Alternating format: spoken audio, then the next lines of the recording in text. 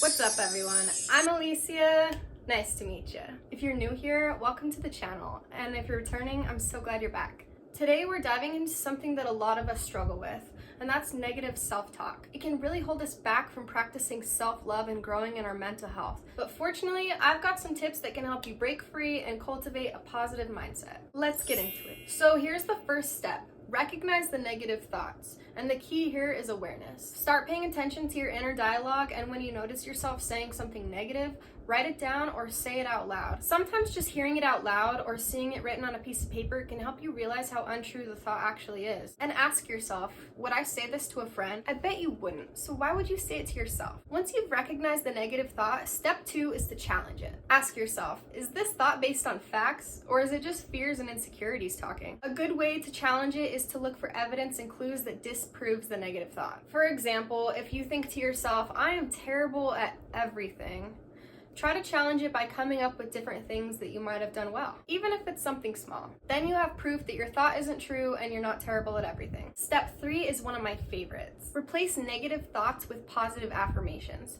You can't stop negative thoughts without replacing them with something better. For every negative thought, come up with a positive affirmation. If you catch yourself thinking, I'm not good enough, which is total bullshit, by the way, replace it with, I am worthy of love and success. Say it out loud and write it down as many times as it takes until you believe it. Rewiring our brains takes time, but this is one of the most powerful things that you can do for yourself. Next, let's talk about self-compassion. One thing we often forget whenever we're caught up in negative self-talk is to be kind to ourselves. Would you treat a friend the same way that you treat yourself when you mess up? Probably not. So why not treat yourself with the same compassion? When you slip up, acknowledge it, learn from it, but be gentle with yourself. You're human and you deserve the same kindness that you give to others. The last step is mindfulness, and mindfulness stops negative self-talk in its tracks. When you practice mindfulness, you become aware of your thoughts and feelings in the present moment. You can notice whenever you're spiraling into negativity and gently redirect your focus. It's all about being present, and whenever you're present, you're less likely to engage in self-criticism. Breaking free from negative self-talk takes time, and it's not always easy, but with practice, you'll definitely see a shift. Recognize the negative thoughts,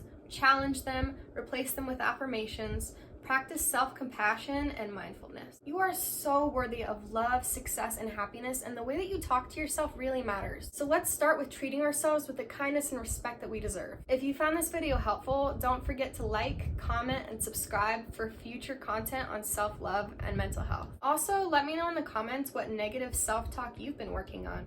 I'd love to hear from you. Take care of yourself, and I'll see you in the next video.